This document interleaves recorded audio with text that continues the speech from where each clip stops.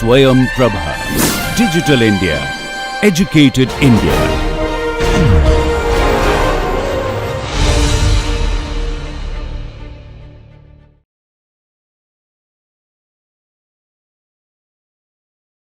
நமக்கு y double prime plus p of x y prime plus q of x into y equal to 0 என்ற நேரியல் இரண்டாவது வரிசை சமபடித்துவமான மாறி குணங்களை, அதாவது வேரியபிள் கோஎஃபிஷியன்ட்ஸை கொண்ட சாதாரண வகைக்கெழு சமன்பாடு கொடுக்கப்பட்டிருக்கிறது என்று எடுத்துக்கொள்ளலாம்.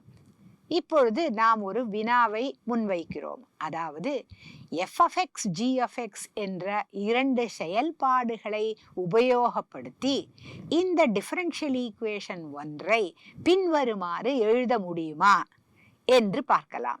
எந்த நிபந்தனையின் அடிப்படையில் அவ்வாறு எழுத முடியும் என்பதையும் பார்க்கலாம். அப்படி என்றால் f of x, g of x என்ற செயல்பாடுகள் என்னவாக இருக்க வேண்டும் என்பதையும் பார்க்கலாம்.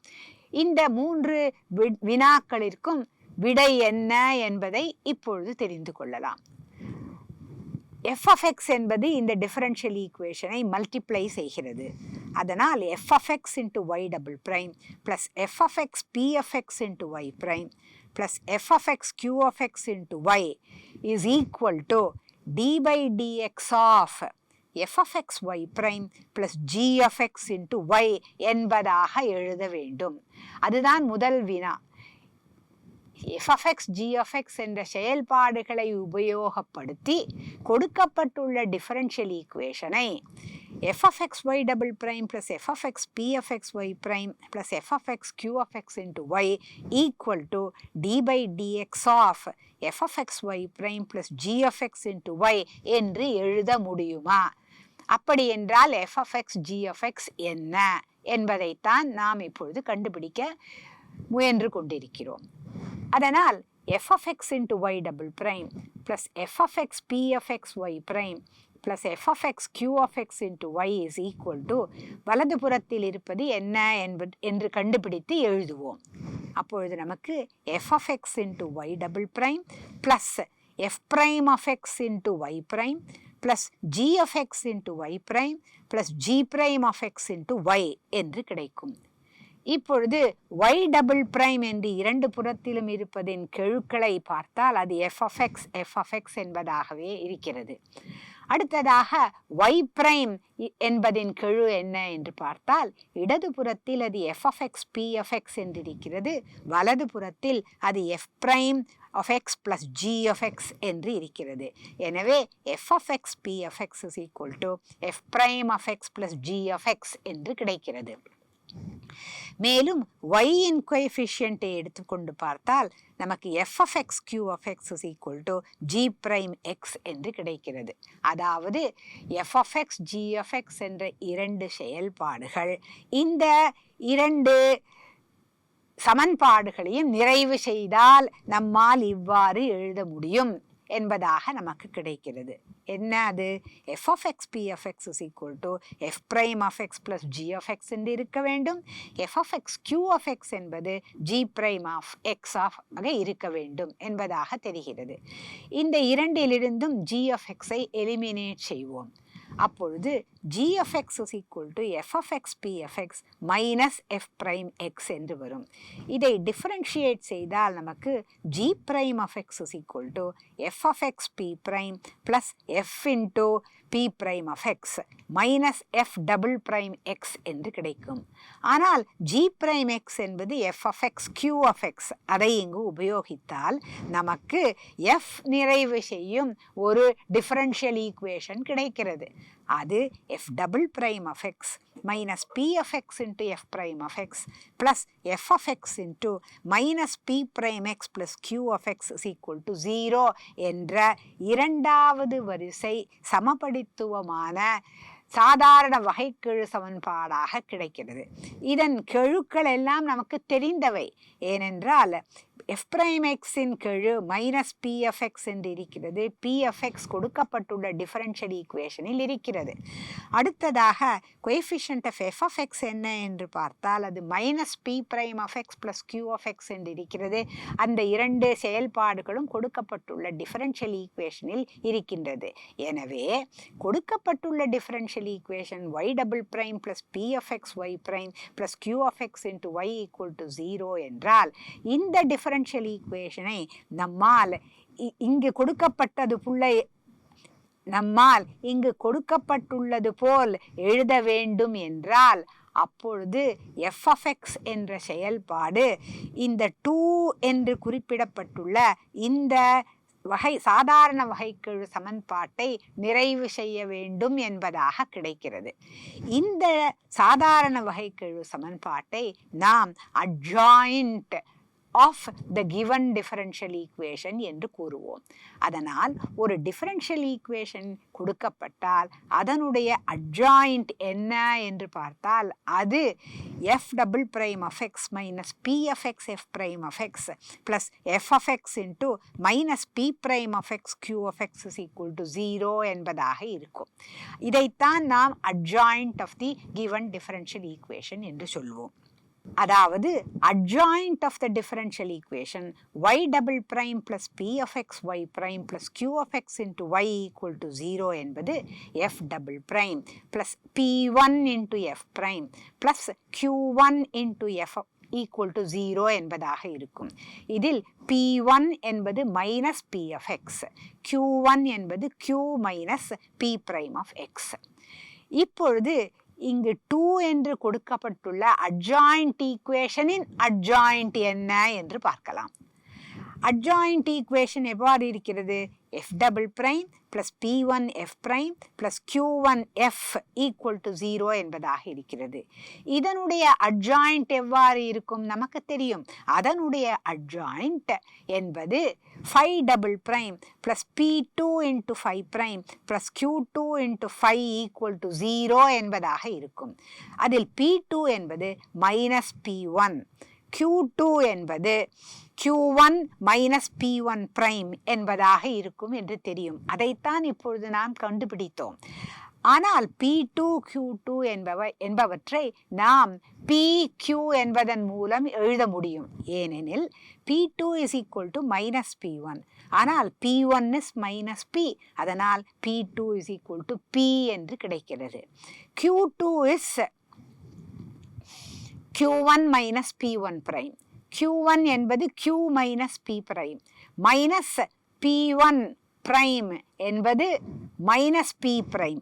அதை உபயோகித்தால் நமக்கு q2 equal to q1 minus p1 prime equal to q minus p prime minus of minus p prime which is equal to q என்று தெரிகிறது. எனவே adjoint of differential equation 2 comes out to be phi double prime plus p2 into phi prime plus q2 into phi equal to 0. அது phi double prime plus p phi prime plus q phi equal to 0 என்பதாகிறது. அதாவது phi என்ற செயல்பாடு நமக்கு முதலாவதாக கொடுக்கப்பட்டுள்ள y double prime plus p of x into y prime plus q of x into y equal to 0 என்ற சாதாரண வகைக்கெழு சமன்பாட்டை நிறைவு செய்யும் செயல்பாடாக இருப்பதாக கொடுக்கப்பட்டுள்ளது. அதனால் நமக்கு கொடுக்கப்பட்டுள்ள டிஃபரன்ஷியல் ஈக்குவேஷனே இங்கு கிடைத்துவிட்டது.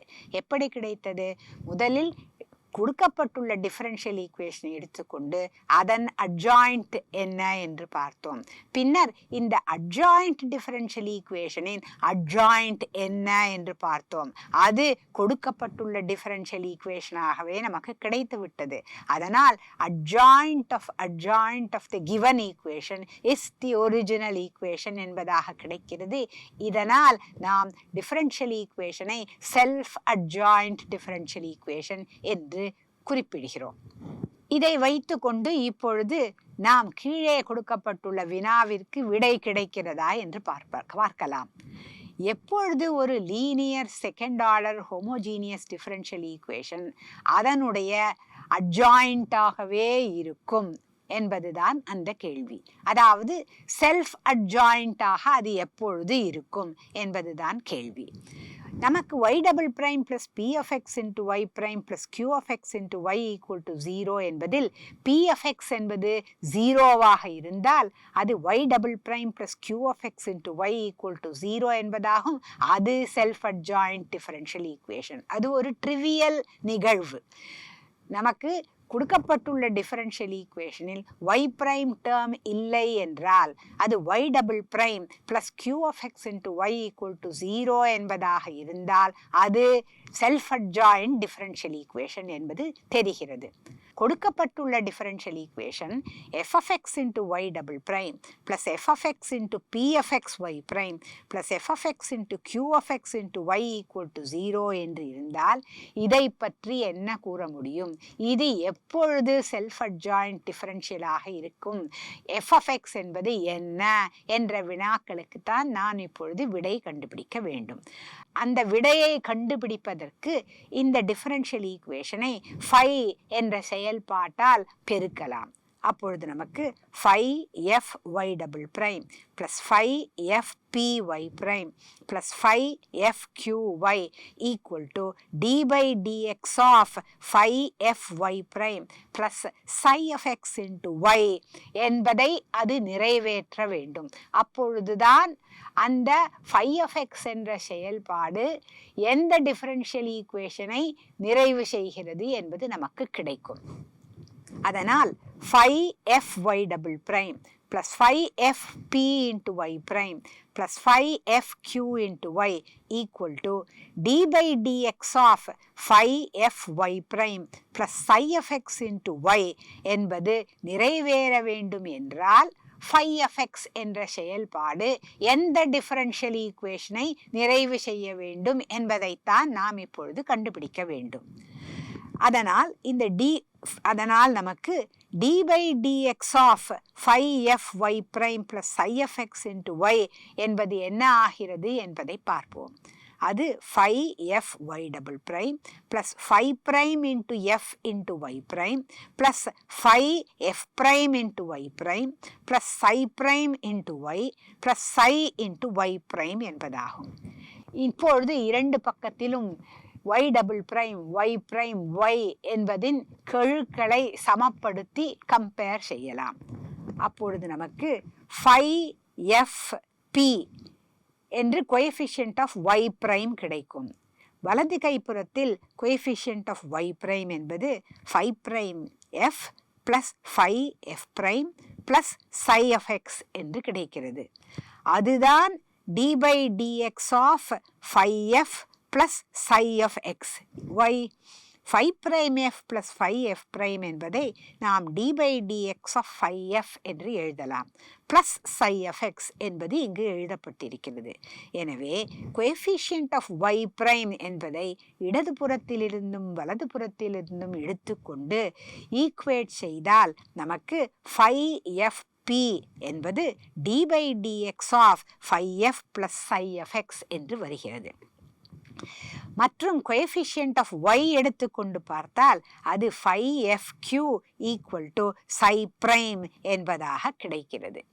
இப்பொழுது இந்த இரண்டு சமன்பாடுகளில் இருந்தும் psi of x I eliminate செய்ய வேண்டும். அதற்கு நாம் d by dx of phi f p என்ன என்று பார்க்கலாம். d by dx of phi f p is equal to d by dx of phi f plus psi of x என்பதாகும். அது என்ன என்று கண்டுபிடிக்கலாம். அது d square by dx square of phi f plus d by dx of psi of x, that is psi prime x என்று வரும். ஆனால் psi prime x என்பது phi f q என்று தெரியும். அதை இங்கு உபயோகப்படுத்தி எழுதினால் நமக்கு d by dx of phi f p is equal to d square by dx square of phi f plus phi f q என்று கிடைக்கும். அதாவது f into phi double prime plus 2 phi prime f prime plus phi f double prime plus phi f q is equal to fp into phi prime plus fp the whole prime into phi என்பதாக கிடைக்கும். அதாவது f into phi double prime plus 2f prime minus fp into phi prime plus f double prime minus fp the whole prime plus qf into phi equal to 0 என்பதாக கிடைக்கிறது. அதாவது psi of xஐ eliminate செய்தால் நமக்கு phi நிறைவு செய்யும் வகைக்கெழு சமன்பாடு கிடைக்கிறது. அது f into phi double prime plus 2f prime minus fp into phi prime plus f double prime minus fp the whole prime plus qf into phi equal to 0 என்பதாக கிடைக்கிறது. இப்பொழுது f prime of x is equal to f of x p of x என்று இருந்தால் என்ன ஆகும் என்பதை பார்ப்போம். f prime of x is f of x into p of x என்பதாக இருந்தால் 2f prime minus fp என்பது 2fp minus fp equal to fp என்று வரும். அதாவது coefficient of phi prime என்பது 2f prime minus fp, அது f of x into p of x என்பதாக வரும். எப்பொழுது f prime of x is equal to f of x into p of x என்று இருந்தால் 2f prime minus fp என்பது f of x p of x என்பதாக வரும். மற்றும் f double prime என்பது fp the whole prime என்பதாகும். எனவே f double prime minus fp the whole prime plus qf என்பது வெறும் qf ஆக கிடைக்கும். ஏனெனில் f double prime என்பது fp the whole prime ஆக இருக்கிறது. அதனால் அந்த இரண்டு டேர்மும் கேன்சல் ஆகிவிடும். எனவே f prime of x is equal to f of x into p of x என்று இருக்கும் பொழுது coefficient of phi prime f of x p of x என்று ஆகும். coefficient of phi q into f என்பதாக ஆகும்.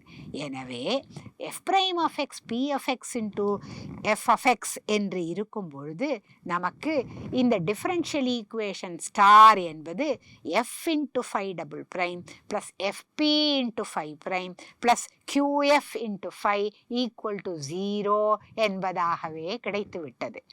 இதுதான் நமக்கு வேண்டும். phi என்பது என்ன, எந்த செயல்பாட்டை நிறைவு செய்யும் என்பதுதான் நமக்கு தெரிந்து கொள்ள வேண்டும் என்று நாம் பார்த்தோம். அப்படி பார்த்ததில் phi என்ற செயல்பாடு ஒரிஜினல் டிஃபரன்ஷியல் ஈக்குவேஷனையே நிறைவு செய்கிறது.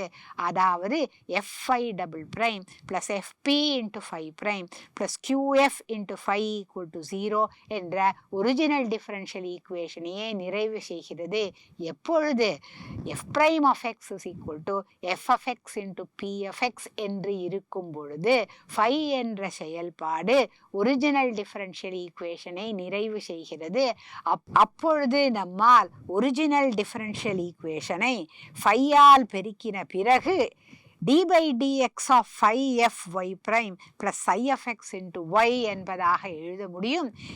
இவ்வாறு நிறைவு செய்ய வேண்டும் என்றால் phi நிறைவு செய்ய வேண்டிய டிஃபரன்ஷியல் ஈக்குவேஷன் ஒரிஜினல் டிஃபரன்ஷியல் ஈக்குவேஷனாகவே இருக்கிறது. அதாவது f phi double prime plus fp phi prime plus fq into phi equal to 0 என்பதாகவே இருக்கிறது என்பதைத்தான் நாம் இங்கே விவரித்து உள்ளோம். அப்படி f prime of x is equal to f of x into p of x என்றிருந்தால் f of x என்ற செயல்பாடு என்ன என்பதை பார்ப்போம். இந்த டிஃபரன்ஷியல் ஈக்குவேஷனை நாம் df by f equal to p of x dx என்று வேரியபிள் செப்பரபிளாக எழுத முடியும். இதிலிருந்து log mod f is equal to integral p of x dx என்று கிடைக்கிறது. எனவே f of x is equal to e to the power of integral p of x dx.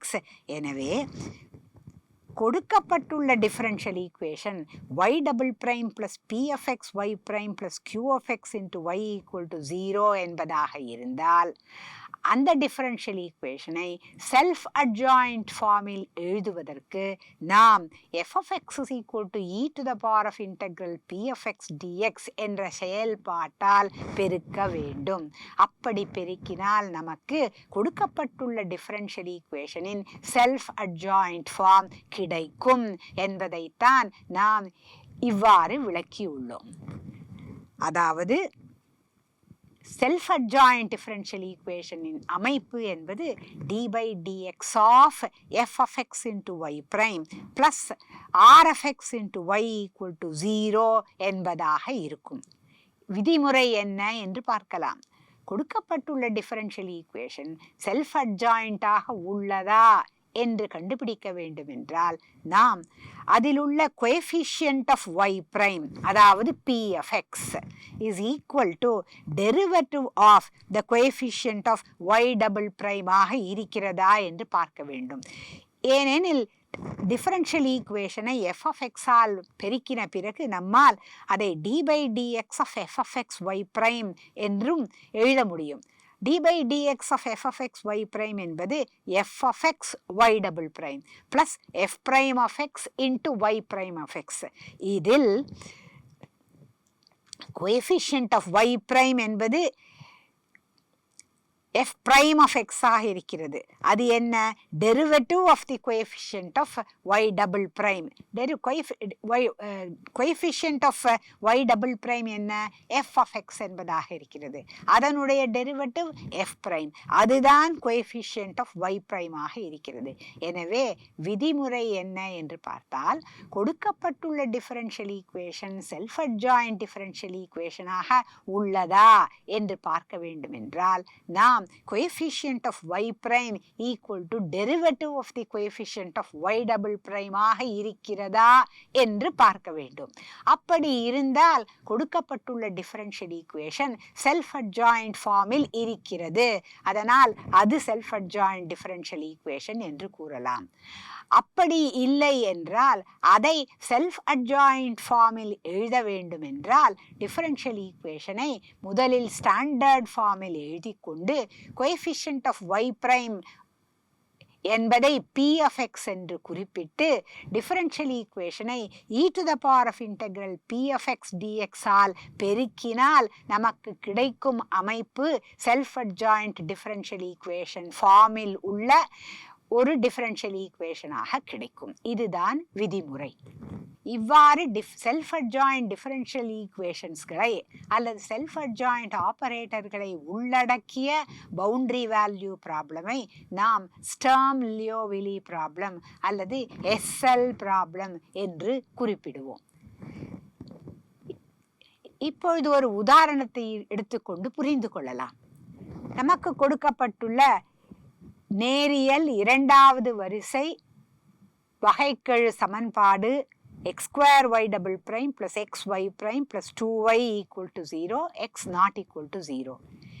இதனுடைய கெழுக்கள் மாறி குணகங்களாக இருக்கின்றன.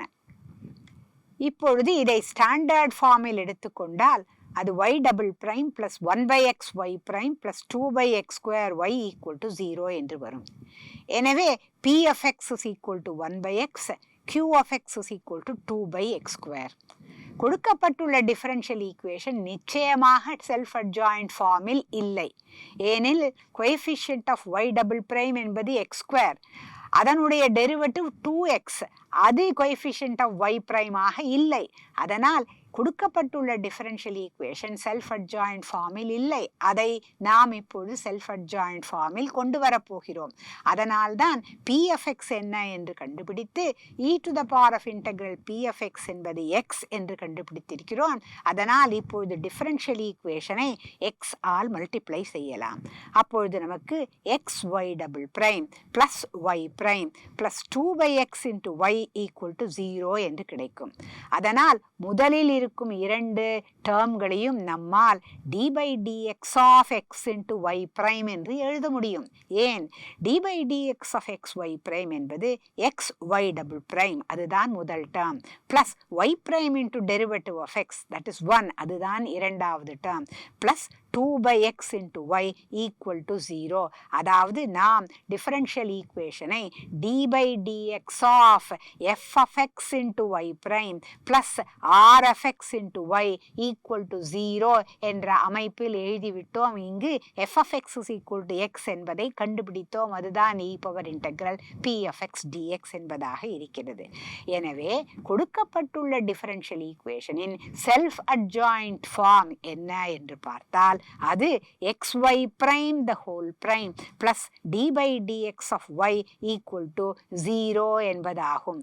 ஸ்டர்ம் லியோவிலி ஃபார்மில் இருக்கிறது. ஏனெனில் இது செல்ஃப் அட்ஜாயிண்ட் ஃபார்மில் உள்ள டிஃபரன்ஷியல் ஈக்குவேஷன். அதாவது இது D by DX of F of X into Y prime plus R of X into Y equal to 0 என்ற அமைப்பில் உள்ளது. இந்த differential equation self adjoint differential equation. மற்றும் ஒரு உதாரணத்தை எடுத்துக்கொண்டு பார்க்கலாம்.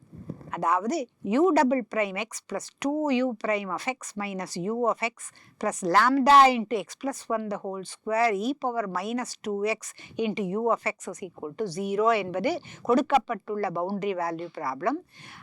எல்லை மதிப்புகள் இவ்வாறாக குறிக்கப்பட்டிருக்கின்றன. u prime of 0 equal to 0, u prime at 1 equal to 0 என்று x is equal to 0, x is equal to 1 என்ற 0, 1-இன் எல்லை புள்ளிகளில் நிபந்தனைகள் கொடுக்கப்பட்டிருக்கின்றன. இது ஒரு ஐகன் வேல்யூ ப்ராப்ளம். ஏனெனில் இது லாம்டா என்பது ஒரு பெராமீட்டர். இது இரண்டாவது வரிசை வகைக்கெழு சமன்பாடு உள்ள லாம்டா என்ற பெராமீட்டரை உள்ளடக்கியுள்ள ஒரு சாதாரண வகைக்கெழு. இது ஒரு பவுண்டரி வேல்யூ ப்ராப்ளம். இதை ஐகன் வேல்யூ ப்ராப்ளம் என்று குறிப்பிடுவோம். இந்த eigen value problem SL problem அமைப்பில் இருக்கிறதா என்று பார்க்க வேண்டும். அப்படி என்றால் கொடுக்கப்பட்டுள்ள differential equation self adjoint differential ஈக்குவேஷனாக இருக்க வேண்டும்.